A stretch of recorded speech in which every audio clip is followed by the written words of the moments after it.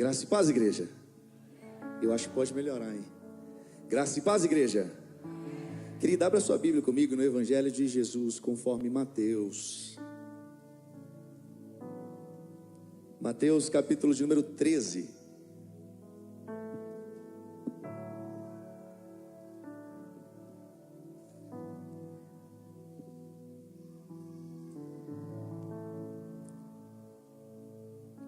Mateus, capítulo de número 13, a partir do versículo de número 44. Vamos ler o versículo 44 até o 46.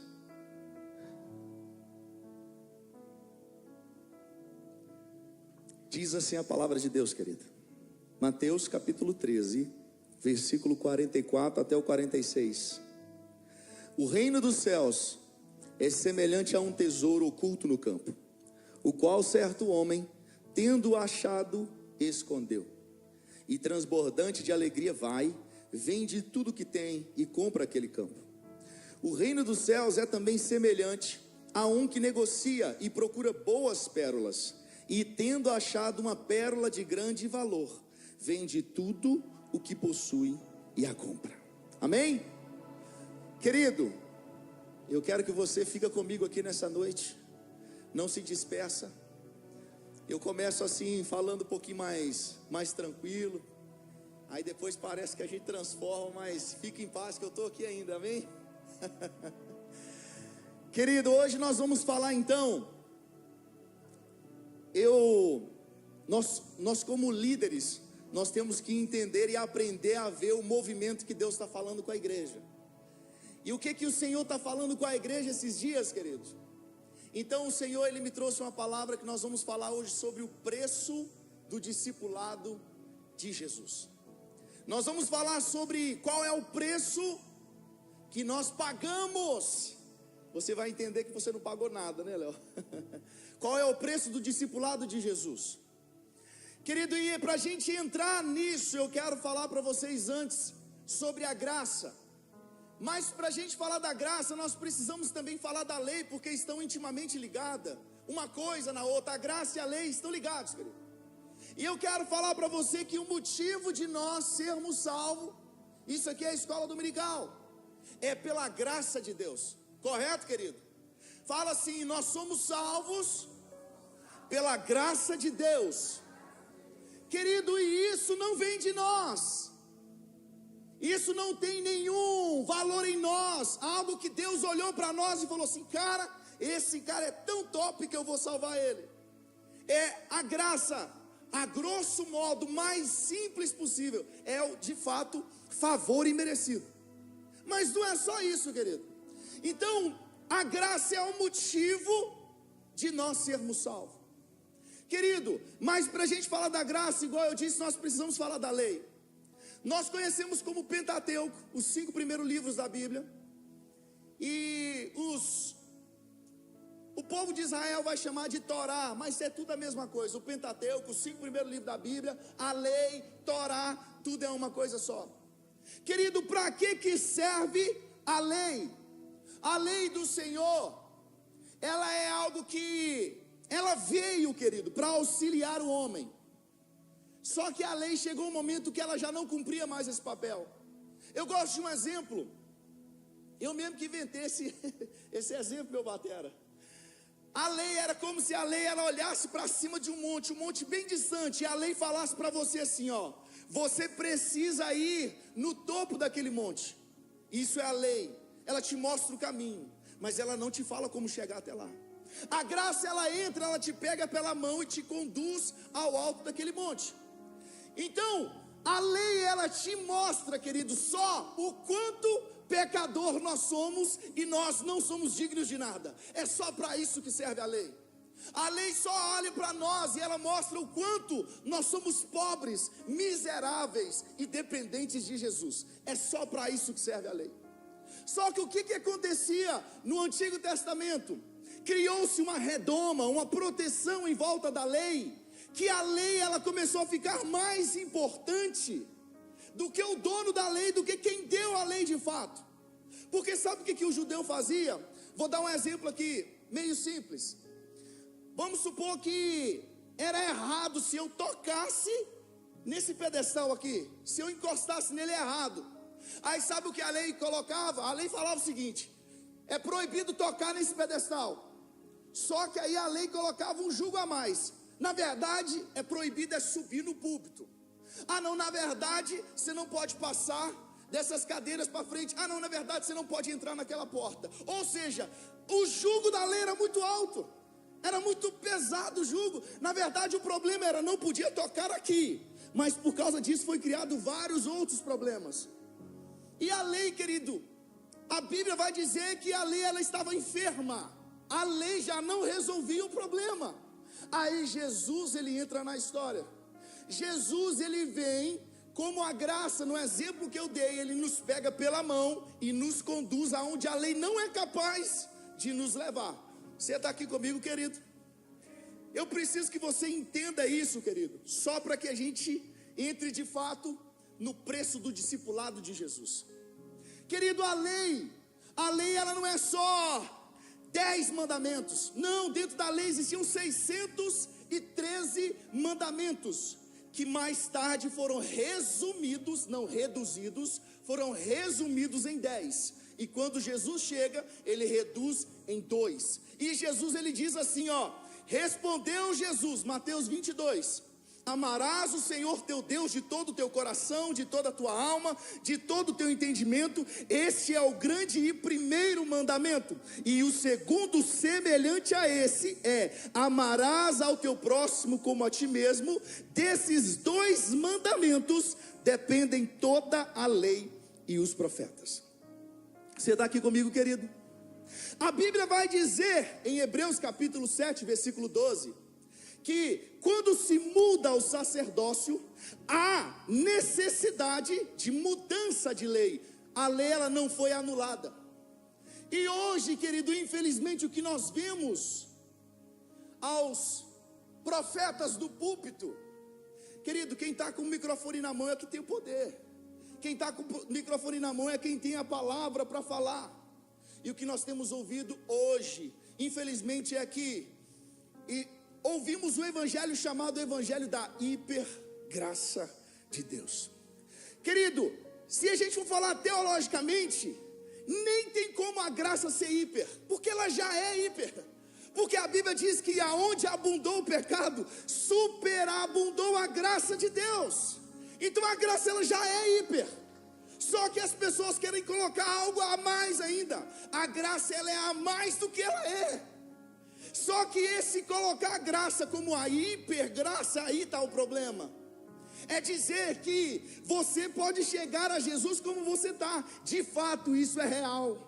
Jesus ele convida nós do jeito que a gente está, querido. Você pode chegar do jeito que você está, que você é bem-vindo. Só que nós pregamos um Deus que a partir do momento que você encontra com Jesus, você nunca mais é a mesma pessoa. Alguém disse, que eu não me recordo o nome, que ele fala o seguinte: se você veio para Jesus como estava e continuou como estava, na verdade você nunca veio. E é realidade, querido.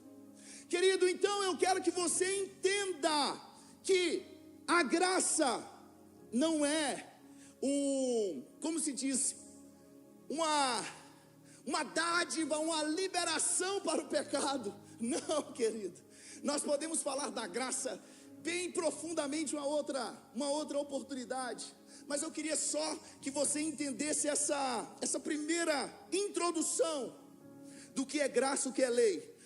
Resumido, a graça ela veio cumprir o papel que a lei já não cumpria mais.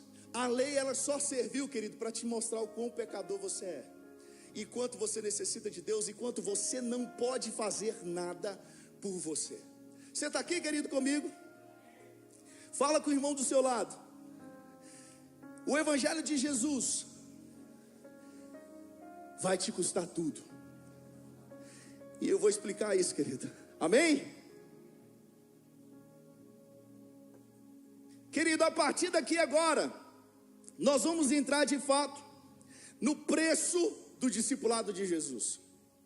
Querido, quando nós precisamos entender, olhar para a Bíblia Sagrada como estudiosos, espectadores, ouvintes, teólogos, nós precisamos analisar esse livro, querido. Esse livro, ele não é só um livro para ser lido. Esse livro, de fato, ele precisa ser garimpado. Nós precisamos extrair dele o que tem aqui de top dos top, querido. Às vezes nós estamos aqui no púlpito, vou falar para quem tem costume de estar no púlpito, às vezes, nós que estamos aqui embaixo, nós não arrancamos do púlpito aquilo que o púlpito pode oferecer. E eu não estou falando aqui da estrutura não, querido. Eu estou falando que nós, quando a gente vem para um lugar aqui, como esse, para adorar o Senhor e buscar o Senhor, nós devemos arrancar do púlpito. Você está entendendo, querido? Você está aqui comigo nessa noite? Querido, quando a Bíblia diz que, eu estou falando que o Evangelho de Jesus, ele tem um alto preço. Toda vez, querido, que nós vamos para o Evangelho e nós vemos Jesus caminhando, e atrás de Jesus uma grande multidão caminhando atrás de Jesus, é como se Jesus parasse, olhasse para trás, visse uma galera seguindo ele. Ele olhava e falava assim: cara, eu acho que vocês não entenderam alguma coisa, tem muita gente me seguindo, eu acho que vocês não entenderam. Porque é como se Jesus falasse assim, aí Jesus, não é como se ele falava assim, ele olhava para trás, via aquela multidão e falava assim: cara, deixa eu explicar algo para vocês aqui. Obviamente na minha tradução, tá, querido? Jesus não falava desse jeito, não era eu que estou falando. Mas olha para você em Lucas capítulo 14, vai dizer que grandes multidões acompanhavam Jesus, e Jesus voltou para eles e disse, é como se Jesus de fato olhasse e falasse assim: tem muita gente me seguindo. Querido, obviamente Jesus veio aqui para que as pessoas seguissem ele mesmo. Ele estava expandindo, ele estava anunciando algo de salvação, uma notícia de salvação. Mas Jesus era muito cuidadoso de entender, eu preciso ter certeza que eles não estão entendendo a mensagem errada.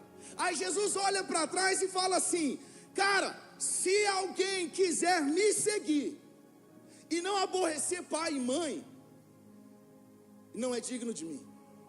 Cara, se você quiser me seguir e isso não te custar nada, alguma coisa está errado. Aí ele fala assim: quem é o construtor que antes de iniciar uma construção não senta primeiro e calcula se o que ele vai construir ele tem condição de finalizar?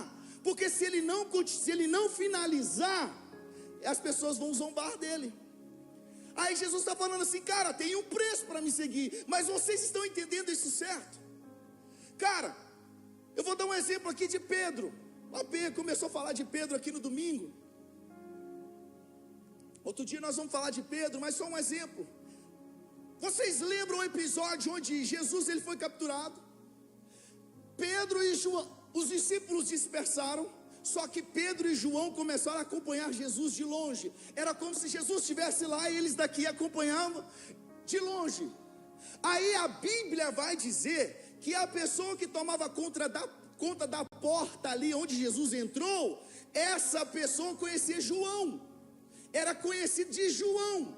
Ou seja, João chegou lá e eles deixaram João entrar, Léo, porque João era conhecido daquela galera, do sacerdote. Só que aí João entra e ele volta e fala assim: ó, tem um cara comigo aí, vocês não deixam ele entrar também não? Era Pedro. Deixa Pedro entrar também. Aí eles vão lá, pegam a informação e voltam e falam assim: pode deixar ele entrar. Aí Pedro entra, acontece aquele episódio que o AP falou, que ele se entra ao lado de um fogareiro ali, de uma fogueira, para se aquentar.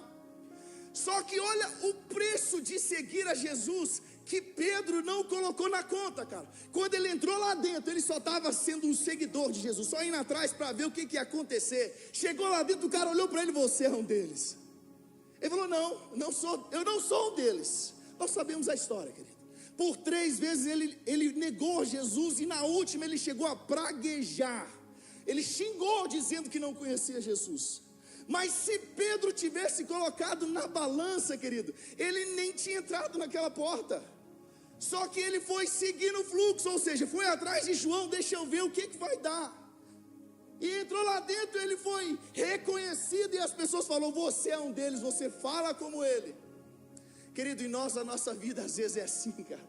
A gente está caminhando para ver onde vai dar. Nós estamos seguindo Jesus achando que nós vamos seguir Jesus e tudo vai caminhar bem. Querido, eu não estou dizendo que vai dar mal, que vai dar ruim, mas esse não pode ser o motivo de você vir para Jesus. Para resolver, cara, eu vou vir para Jesus, que os meus problemas acabaram. Não, não venha por isso, venha por quem Jesus é, cara. Porque talvez, a minha esposa nem gosta que eu falo dessa parte.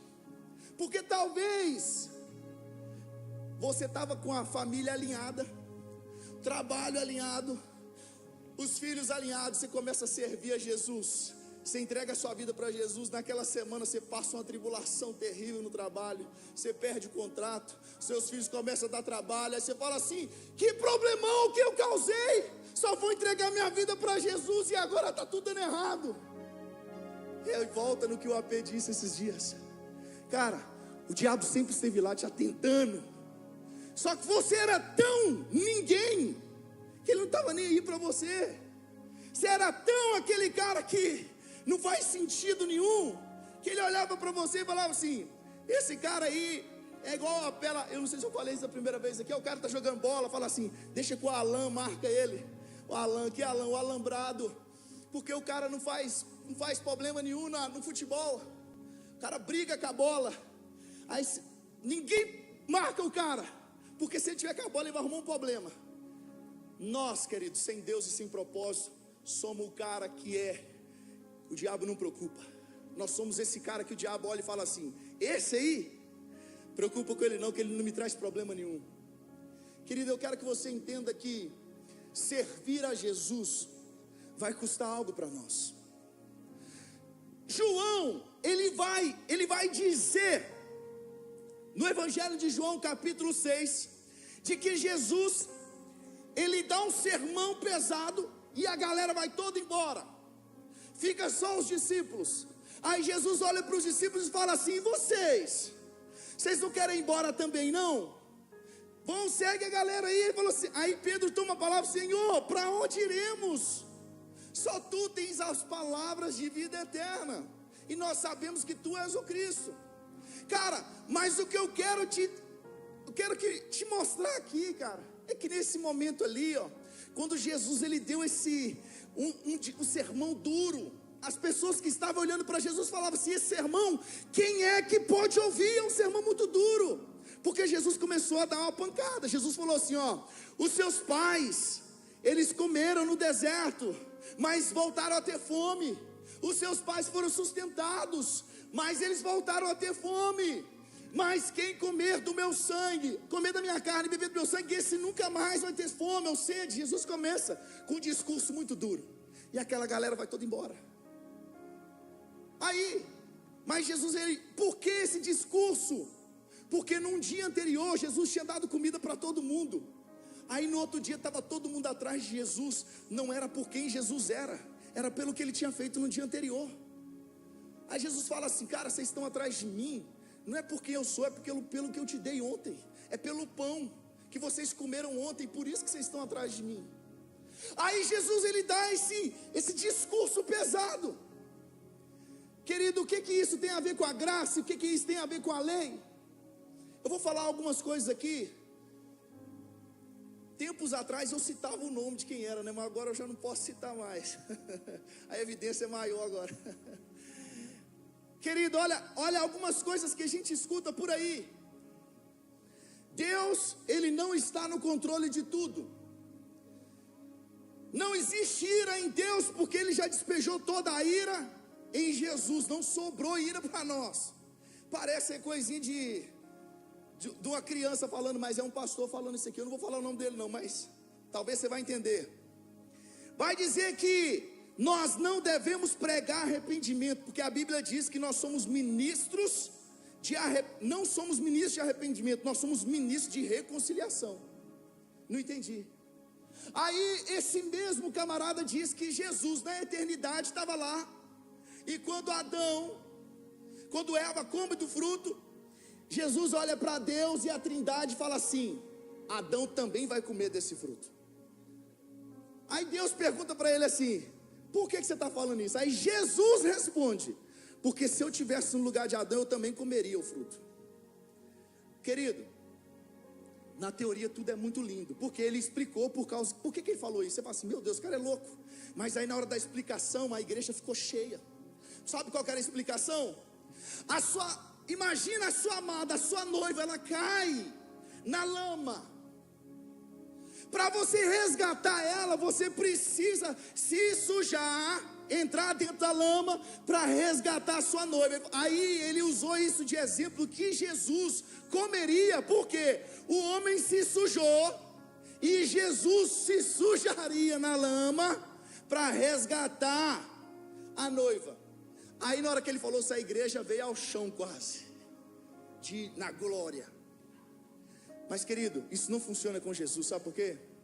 Se Jesus, a noiva caiu na lama, querido. Se Jesus ele pisa na lama, a lama se tornaria uma água cristalina, querido. Todo mundo que encostava em Jesus, querido, era curado. Leprosos, que a lei falava assim, se você tocar num leproso, você vai ficar impuro. Jesus tocava e ele não ficava impuro, a pessoa era curada. Aí nós queremos reduzir a Jesus a uma graça que chamamos de hiper, mas é uma graça barata, porque ela reduz, querido, o relacionamento que devemos ter com Jesus. Porque ela fala assim que você pode vir como está e continuar do jeito que está. Querido, não. Nós pregamos a um Deus de mudança, querido. Sabe o que o evangelho ele chama a atenção do mundo? É o que às vezes está sendo perdido hoje. Nas igrejas hoje nós queremos, quando eu falo nós, não é Alá, nós de um modo cristão, queremos nos equiparar ao mundo em muitas coisas, dizendo que estamos atraindo as pessoas do mundo. Cara, a única coisa que nos difere é a diferença que nós temos do mundo. As pessoas têm que vir pela diferença que representamos nesse lugar. E se eles vierem para ser igual, eles não estão mudando de nada. Nós estamos mudando para que alcancemos as pessoas de fora. Querido, nós precisamos entender que quem convence é Deus, quem convence é o Espírito Santo. Eu lembro, eu estava tendo uma conversa com um jovem uma vez, ele falou assim, pastor, perguntinha besta, tá gente? Ó, todo mundo já ouviu essa. Pastor, o que você acha de tatuagem? Falei assim, top. Aí ele, mas você não tem? Eu falei, eu não tenho problema com tatuagem não. Aí o menino falou assim, é porque eu estou fechando meu braço aqui, pastor, para eu poder ir pregar para os caras tatuados. Eu falei, agora você falou uma besteira aí. Essa aí é a sua intenção? É fechar o braço para ir pregar para o cara que tem tatuagem? Essa é a sua intenção mesmo? Se for isso aí, nós vamos ter uma conversa. Ele, não, pastor, eu sei nem porque que eu falei isso. Não é isso não, eu estou fazendo porque eu gosto mesmo. Eu falei, saiu bem. Saiu bem. Querido, a tatuagem ela não vai te fazer nem mais santo nem mais profano, mas ela também não pode te mudar, né? Porque, querido, o que faz efeito é o que sai de nós, querido. Querido, olha, sabe o que é terrível na hipergraça? Eu esqueci de pesquisar, eu lembrei agora só.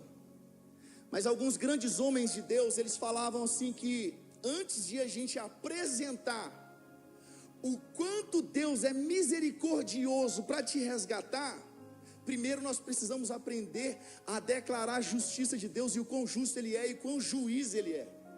A gente não pode apresentar o resgate sem mostrar que Deus tem capacidade de colocar você lá no fundo do poço também.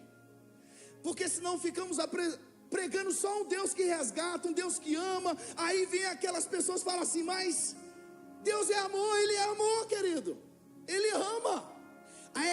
Deus ele não só ama, Ele é amor em essência. Mas olha o que diz em Mateus capítulo 23, 15. Cara, essa palavra é pesadíssima. Mateus 23, 15, olha o que está escrito.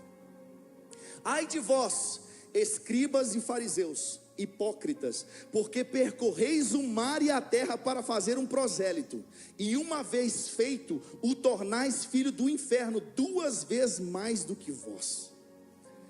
Querido, Jesus é quem falou isso aqui. Jesus falou para os fariseus assim: vocês percorrem o mar e a terra aí em busca de converter alguém. E Jesus não estava falando contra a missão, que era ser missionário. Jesus não estava falando contra, mas ele falou assim: quando vocês convertem essa pessoa, ela fica 2 vezes mais filha do diabo do que vocês, porque vocês ensinam o evangelho que não transforma, vocês ensinam o evangelho distorcido. Você já viu algum cristão, querido, alguém que se diz cristão, que você tem que repregar Jesus para ele, porque ele foi ensinado errado? Aí a gente entra lá em Hebreus, quando fala assim, ó: já vocês, pelo tempo que já passaram, que vocês são cristãos, vocês deveriam ser mestre, mas eu outra vez preciso ensinar os princípios elementares da fé. Por isso vocês não se alimentam de um alimento sólido, precisam de leitinho. O autor de Hebreus está falando isso, querido.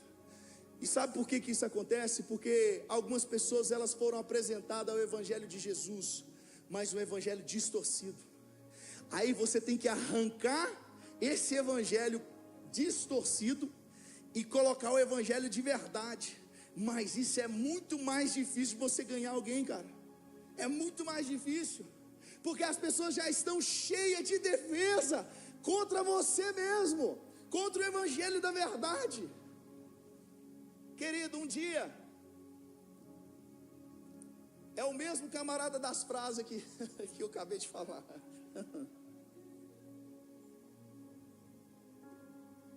Quando iniciou o culto, ele falou assim: você vai sair daqui hoje sabendo que Deus, ele é perfeito, que você é perfeito. Aí ele repetiu mais uma vez: você vai sair daqui sabendo que você é perfeito. Falou 3 vezes. Eu pensei, então ele não vai falar do evangelho hoje. Querido, por que ele não vai falar do evangelho? Porque o evangelho mostra para nós o quão imperfeito nós somos. Você sabe que o evangelho, querido, pregado na sua essência, nós saímos de um culto assim, ó, um culto de glória, isso aí nos enche, dá uma energia para a gente continuar a semana, o dia, o mês, o ano. Mas a gente sai dali também sabendo que nós somos pó, que a gente não pode nada, e que a gente precisa se recarregar de novo. Porque se fosse aquela injeção bruta assim, uma vez só no ano que eu vou lá, não, querido, isso aqui nós precisamos, é todo dia. É todo dia. O evangelho, ele te joga no chão, mostrando que você é pó, e ao mesmo tempo ele te fala assim: mas eu não estou te deixando sozinho, estou contigo. É Jesus falando assim, querido: no mundo você vai ter aflição. Vai ter, nós vamos ter, cara. Mas ele fala assim: mas tem de bom ânimo, porque eu vou passar contigo. O evangelho, querido, não é sinônimo de vida de boa. Você vir para o evangelho achando que os seus problemas vão se acabar é ilusão. Nós não podemos pregar o evangelho, porque não é isso que acontece. Salmo 23, o texto áureo da Bíblia Sagrada, vai dizer o quê? O Senhor é meu pastor, de nada tenho falta. Aí ele vai dizer o seguinte: cara, ainda que você ande pelo vale da sombra da morte, não tema, porque eu estou contigo. O evangelho, querido, não é sinônimo de não passar problemas, mas é certeza de que se vier o problema, Deus vai estar contigo. Isso é o evangelho. Aí nós queremos, querido, infelizmente, achar que o evangelho de Jesus é algo barato. Eu gostei um dia que o AP estava lá em Boston, aí do AP foi pregar lá, e no final do culto ele fez um apelo. Aí ele foi e falou assim: eu não sou de ficar insistindo aqui, porque parece que Jesus está mendigando você. Você começa a falar assim: vem, irmão, pelo amor de Deus, vem, Jesus. Parece.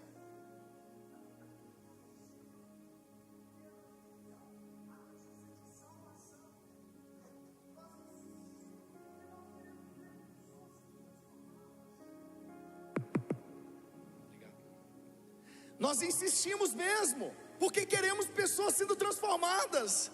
O evangelho, ele é boa notícia. Se é boa notícia para você, nós queremos transmitir essa boa notícia.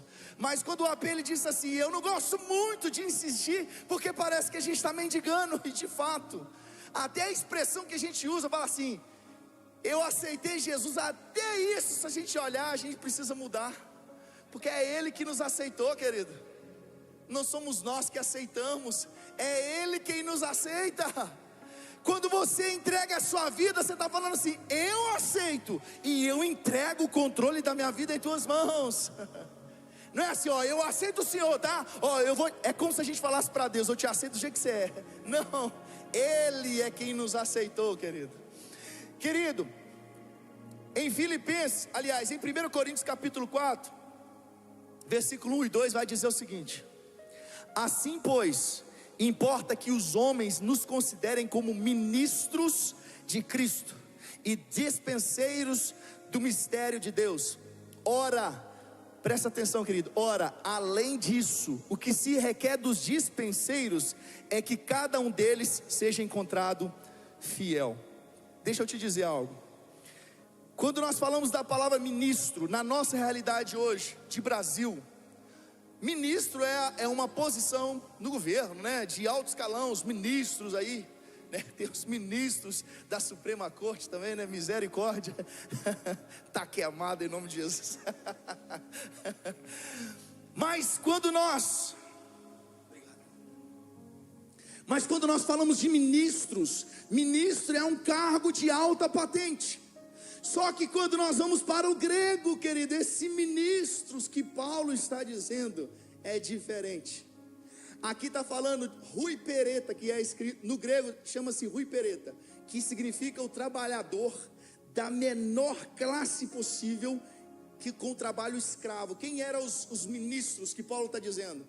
Paulo está dizendo que era aqueles homens. Rui Pereta era aquele homem que era um escravo condenado à morte já.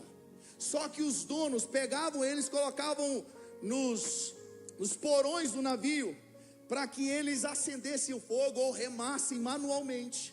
Esses caras, além de condenados à morte, trabalhavam até o último momento. Aí Paulo está dizendo assim: nós somos ministros. Ele está falando isso. Aí ele continua dizendo assim, que nós somos dispenseiros de Deus. Sabe o que era o dispenseiro, querido? Era um escravo também. Só que era um escravo que cuidava de outro escravo. Era tipo o escravo encarregado. Só que esse cara dispenseiro, ele era o cara que fazia o alimento da casa. Olha que top, querido. Esse escravo, sabe qual que era a função dele? É ir na despensa, vagão. Ele abria a despensa, ele olhava todos os ingredientes que tinham na casa, para fazer o alimento para aquela casa. Só que o dispenseiro, ele não podia alterar o alimento, porque quem fornecia o alimento era o senhor da casa. Ele tinha que fazer o alimento com os ingredientes que o Senhor proveu. Aí Paulo está falando assim para nós, assim, ó. Ora, ele fala assim, ó, nós somos considerados dispenseiros dos mistérios de Deus. Ora, além disso, se requer dos dispenseiros que cada um deles seja encontrado fiel. Cara, a nossa dispensa é isso aqui, querido, ó. Nós não podemos adulterar o que está aqui.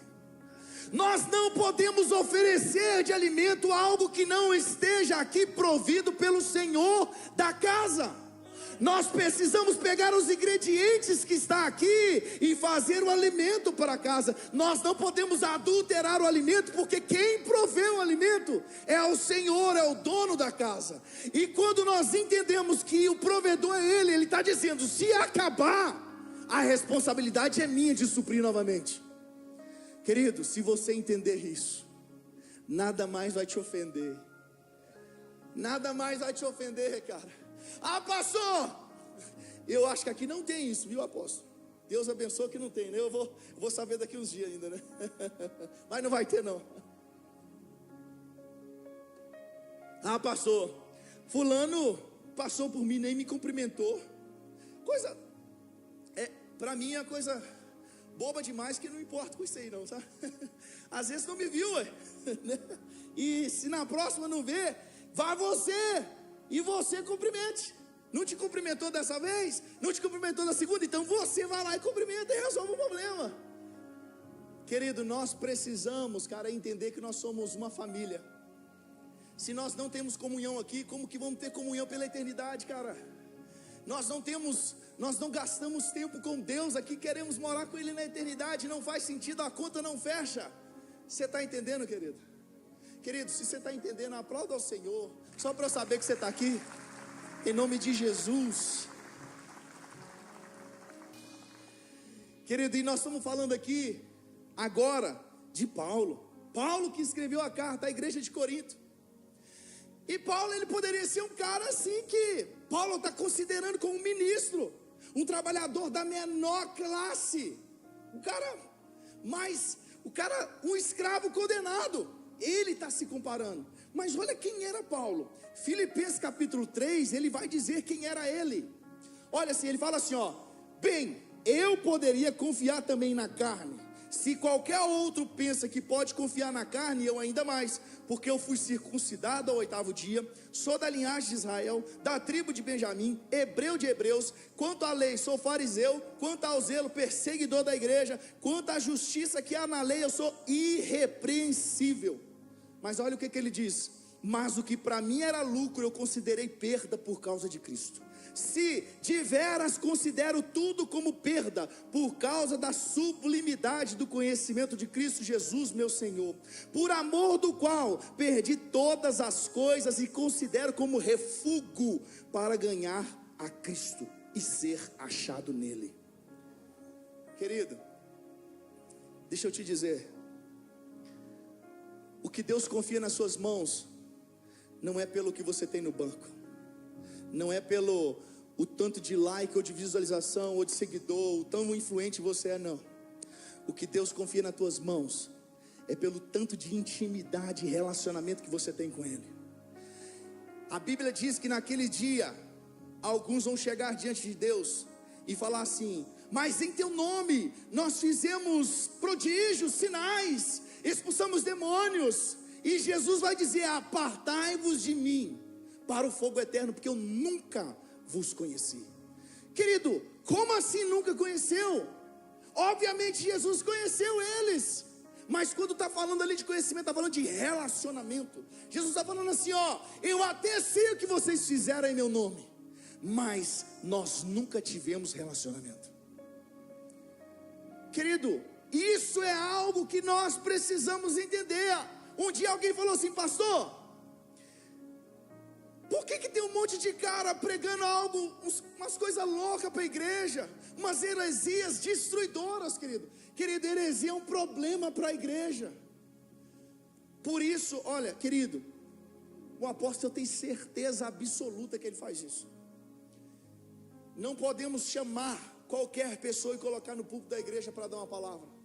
Por isso que precisa ser uma pessoa indicada, ou uma pessoa que já caminha conosco, algo que nós conhecemos, sabemos o histórico. Sabe por quê? Porque você pode estar aqui ensinando a igreja há 1 ano, em um dia vem alguém e destrói 1 ano de trabalho com uma heresia, que ele larga aqui e vai embora, e o pastor fica com BO depois dentro da igreja para resolver. Aí alguém me perguntou: pastor, por que isso acontece? Eu falei assim: acontece porque naquele dia alguém vai ter que chegar diante de Deus e falar que fez algo, e Deus vai falar assim: aparta de mim. Acontece porque a palavra vai ser cumprida, querido. Querido, deixa eu te falar algo. Quem ensina heresias de destruição para a igreja, esse cara não faz isso achando que está fazendo certo. Ele tem certeza que está errado. Ele faz errado, cara. Ele faz sabendo que está errado. Às vezes a gente fala assim: não, mas ele está ensinando assim porque ele acha que é... Não, cara, ele sabe que está errado, e ele usa isso para manipular, querido. Esse cara está perdido, mas ele ainda usufrui disso. Aí eu assim: mas como que Deus deixa? É porque o dia do pagamento ainda não chegou, o dia da prestação de conta não chegou, cara.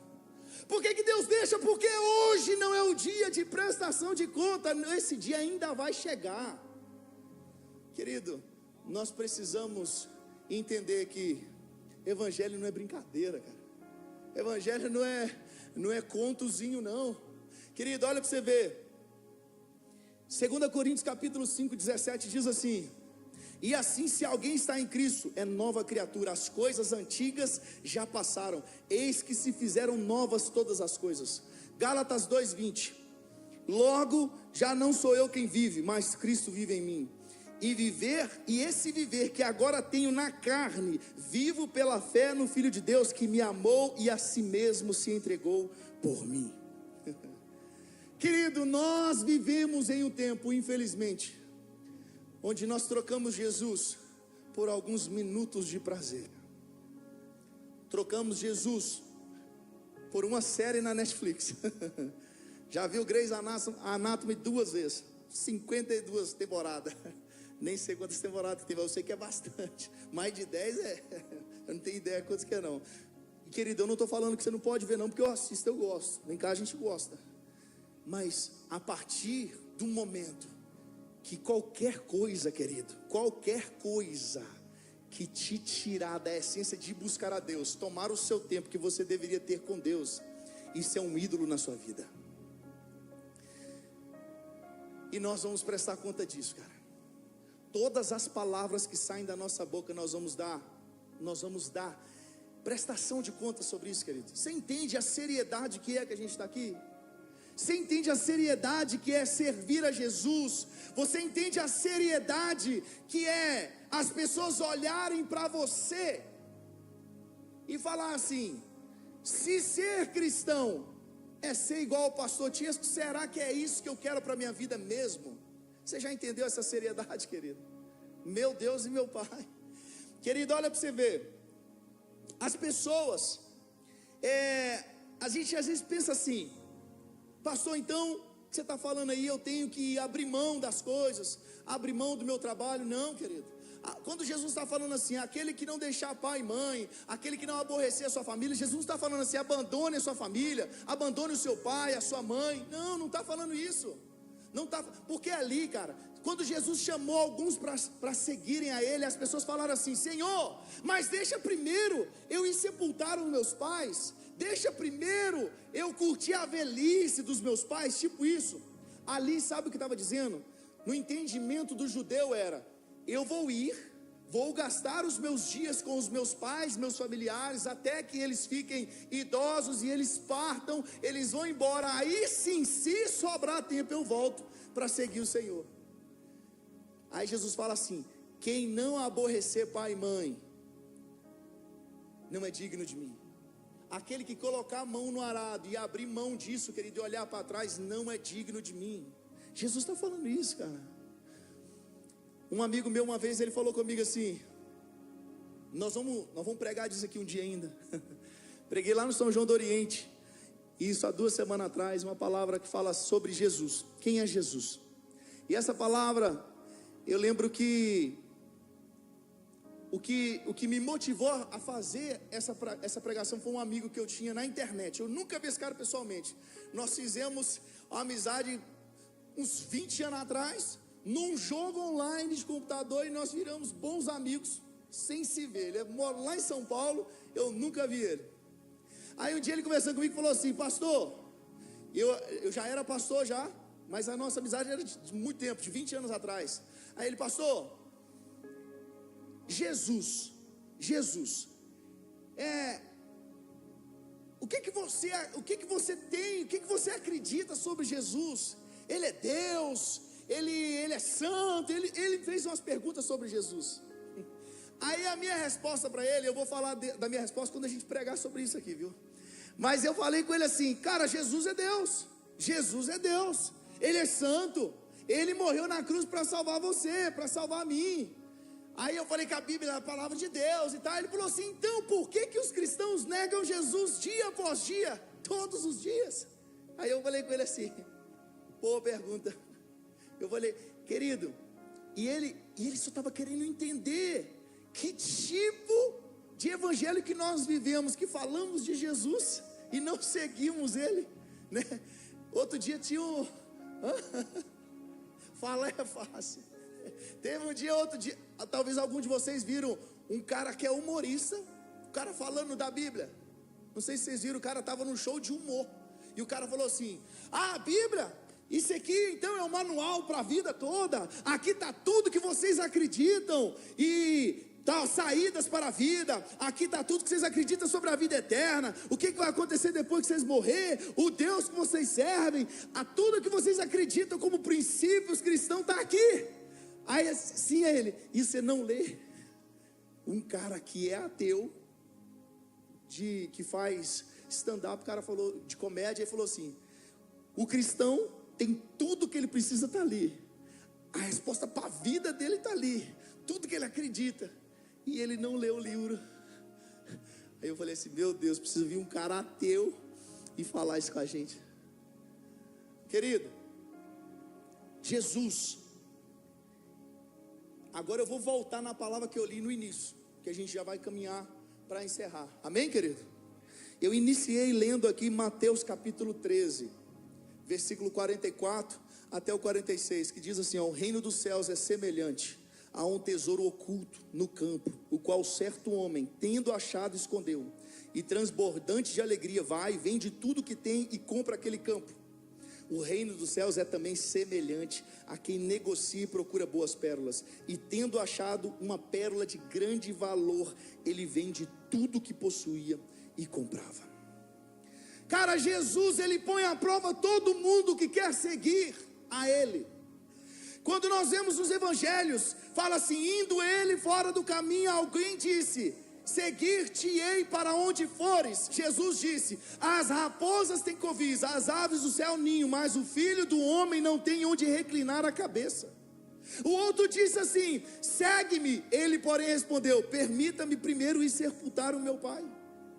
Ele queria seguir Jesus, mas não queria abrir mão da sua vida. E mais uma vez, querido, Jesus não estava convidando ele para abandonar a família, não. Jesus estava convidando ele para que Jesus fosse de fato o mais importante da vida dele. Querido, o que Jesus está dizendo aqui é o seguinte: se a minha família, isso é uma palavra pesada, querido, relacionada à família, porque eu prego para a família tem 15 anos, eu falo para casais tem 15 anos, mas aqui está dizendo o seguinte: se a sua família ela te afasta de Deus e dos propósitos do Senhor, você precisa rever os seus conceitos e priorizar o Santo Espírito de Deus, querido. Pastor, você está falando para eu ir contra a sua família? Se ela te afasta de Deus, querido, sim. E você vai começar a orar para que Deus faça a obra na sua família. Querido, quando nós olhamos aqui para Jesus colocando à prova aqueles que queriam seguir, na história, querido, nós olhamos grandes homens de Deus, e nós às vezes pensamos assim: esses caras entenderam algo que eu não consegui entender. Vocês já ouviram falar sobre os pais da igreja? Só fala assim se você já ouviu esse termo, pais da igreja. Poucas pessoas já ouviram. Sabe quem são os pais da igreja, querido? São aqueles cristãos do primeiro século, aqueles caras que vieram um pouquinho depois de Jesus ali, ó, que foram instruídos pelos próprios apóstolos, que andaram e caminharam com Jesus.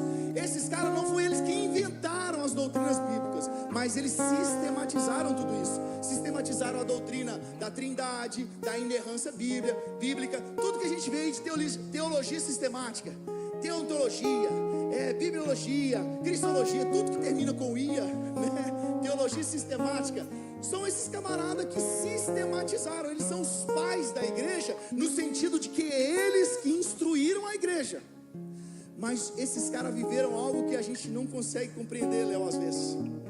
Vou dizer aqui, ó, um camarada aqui chamado Clemente de Roma. Esse cara, ele foi preso, querido, e ele pregou nas prisões que ele estava, vagão. Aí ele pregou tanto que até um dia que eles amarraram uma pedra no pescoço dele e mataram ele, cara. Jogaram ele no mar. Ele era um pai da igreja, o nome dele, Clemente de Roma. Vou te falar um outro cara aqui, Inácio de Antioquia. No período de Inácio de Antioquia, pregar o evangelho já não era mais um crime assim que você... Era crime, porém você não era perseguido. Para te prender, você tinha que ser denunciado. E esse camarada, Inácio de Antioquia, ele foi denunciado. Foram atrás dele, prenderam ele. Quando prenderam ele, ele ficou sabendo que a comunidade começou a fazer um movimento, apóstolo, para salvar ele da prisão. Ele falou assim: não façam nada, não façam nada, eu quero morrer por esse Jesus que eu prego. Cara, esse cara entendeu algo que eu não entendi. Esse cara entendeu algo, querido. Se você não é capaz de morrer pela verdade do Evangelho, o Evangelho que você vive é diferente. Nós temos que morrer, nós temos que ter capacidade de morrer por essa verdade que nós carregamos com o Evangelho. Se você não é capaz, o Evangelho que você aprendeu, sinto muito em te dizer, não é Evangelho de verdade. Se você não é capaz de morrer por Evangelho que te salvou, alguma coisa ficou no caminho, se perdeu. Há um outro camarada aqui, Policarpo de Esmirna. Esse cara fugiu por muitos anos, até que ele cansou de fugir, ele foi capturado. Sabe qual que era a única coisa que ele precisava fazer? Negar Jesus. Ele foi e falou assim: eu sirvo a Jesus por 86 anos, ele nunca me fez mal, como eu blasfemaria contra meu Deus agora? Ele falou assim: façam o que vocês precisam fazer, acenda logo essa fogueira. Aí eles acenderam a fogueira. Aí ele falou assim: esse fogo que está queimando aqui em poucos minutos vai acabar, mas o inferno, a chama que te aguarda é eterna, se vocês não se converterem. Cara, esse cara entendeu algo que eu não entendi. Aí eu vou te dar mais um exemplo: Justino Mártir. Esse cara era um apologeta. O que é apologeta? Aquele cara que ele estuda para defender a Bíblia. Aqueles caras que você vê num debate teológico aí, se você falar algo, o cara está lá para defender a Bíblia, a palavra de Deus. E esse Justino Mártir, ele era um apologeta, e ele foi também denunciado, levado diante do imperador. E eles falaram assim: você só precisa negar o seu Jesus. Ele falou assim: o meu sonho é morrer pelo Evangelho que eu prego. O meu sonho é morrer pelo Evangelho que eu prego. Cara, o que esse cara entendeu que eu ainda não entendi, cara? Querido, fica de pé nessa noite, por favor.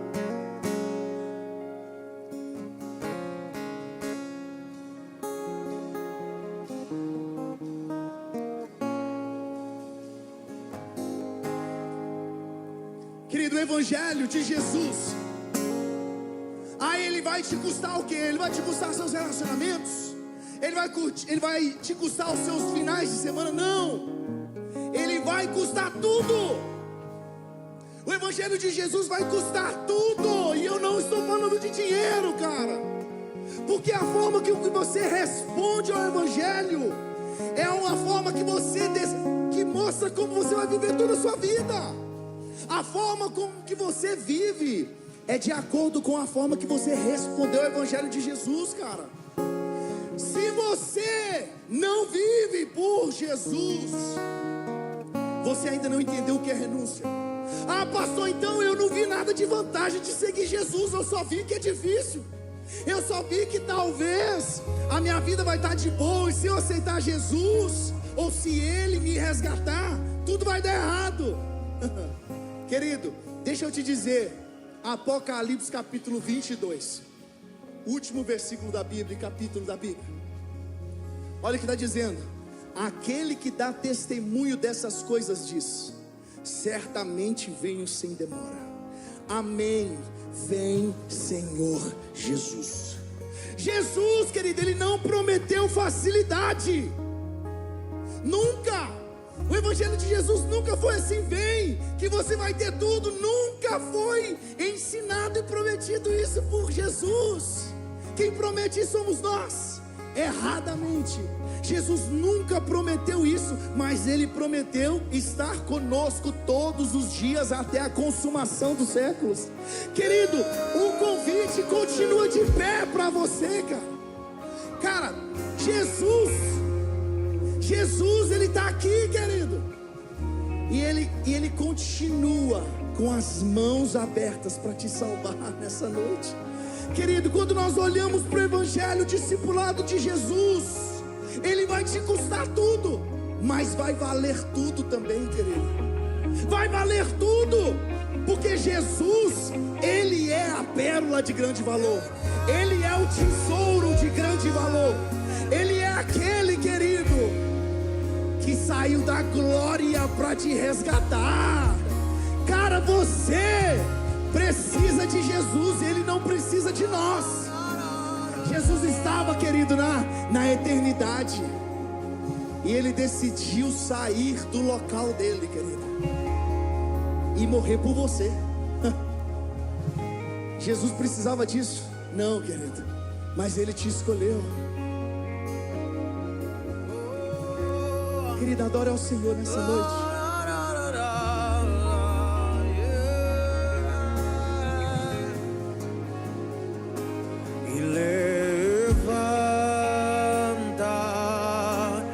Pegue a sua maca e anda, não olhe para trás. Levanta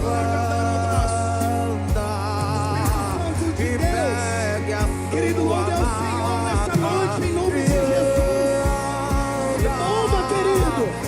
Rasgue os céus nessa noite em nome de Jesus. Ele veio ao meu encontro.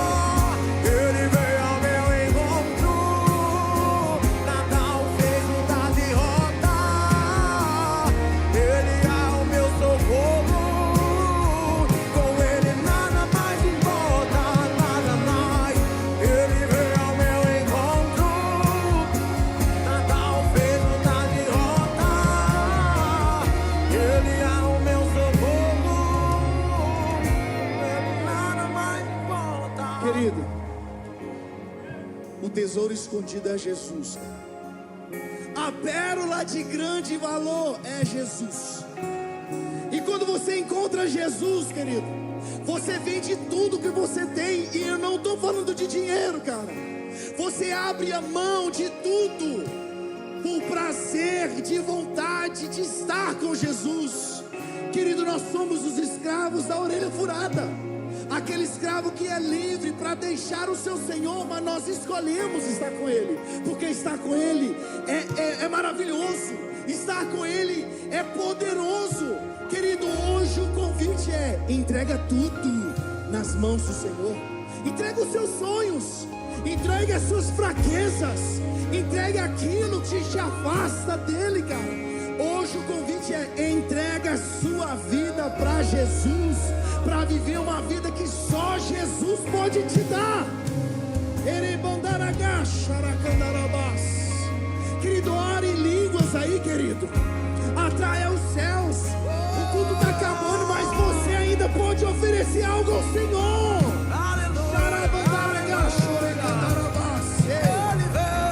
Ele veio ao meu encontro. Natal fez mudar de rota. Ele é o meu socorro. Com ele nada mais importa. Ele veio ao meu encontro. Natal fez mudar de rota. Ele é o meu socorro. Com ele nada mais importa, nada mais. Ele veio ao meu encontro. Natal fez mudar de rota. Ele é o meu socorro. Com ele nada mais importa. Querido, ainda você tem tempo de ofertar algo ao Senhor nessa noite. Eu vou te dar 30 segundos, querido. Comece a orar, querido. Só a bateria. Tamborzão, bateria. Querido, oferta algo ao Senhor nessa noite, querido. Não saia daqui da mesma forma, querido. Oferte algo ao Senhor nessa noite em nome de Jesus. Oh, meu Deus, Senhor. Ele cantarabás. Querido, nos ensine. Senhor, nos ensine, Pai. Nos ensine a ofertar ao Senhor algo que de fato nos puxe. Senhor, que nós venhamos entender, Pai, que servir ao Senhor, Pai, meu Deus, que servir ao Senhor, o benefício é nosso, o benefício, o privilégio é nosso. Oh,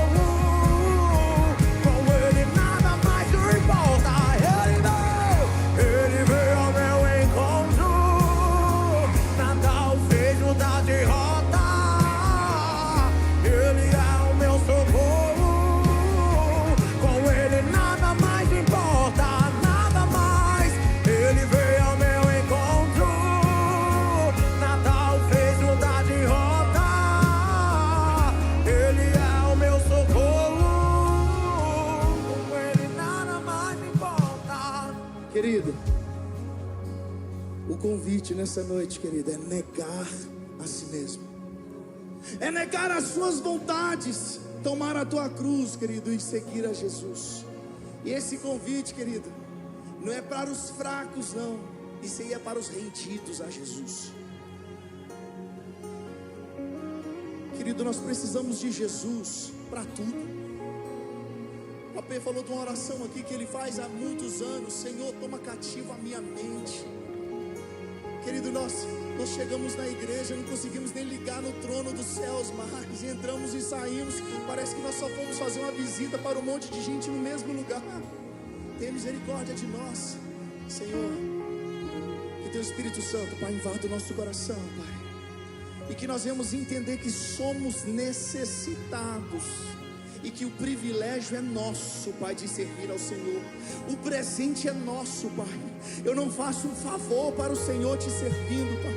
O privilegiado, Pai, o beneficiado de tudo isso somos nós. Pai, tome-nos em tuas mãos, Pai. Receba a nossa vida, Pai. Receba a nossa alma diante do Senhor nessa noite, Pai. Receba o nosso coração, Pai. Se eu não sei orar, Pai, se eu não sei ofertar, me ensina, Pai, me ajuda. Mas que eu não me perca, Pai. Mas que eu não fique para trás, Pai, na minha geração. Que eu seja exemplo no meu trabalho, Pai. Que eu seja exemplo na minha escola, Pai. Que eu seja exemplo dentro da minha casa, para os meus pais, para os meus filhos, para a minha esposa, o meu esposo. Senhor, nos ensine a te amar, Pai. Espírito Santo de Deus, abra a nossa mente, Pai, abra o nosso coração. Nos ensine a render graças ao Senhor, porque a tua palavra diz que até o desejo de te adorar vem de ti, Espírito Santo de Deus. Leve nossos corações e a nossa mente cativa, Pai. Receba-nos diante do Senhor.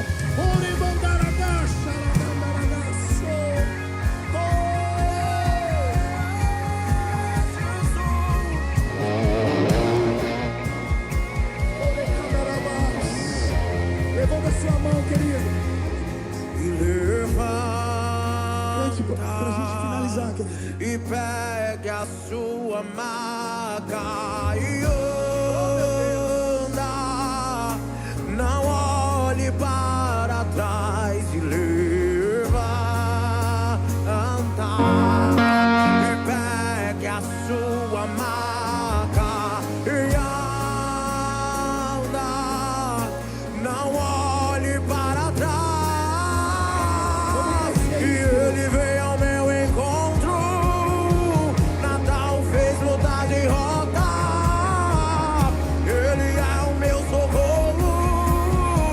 Com ele nada mais importa. Oh, ele veio ao meu encontro.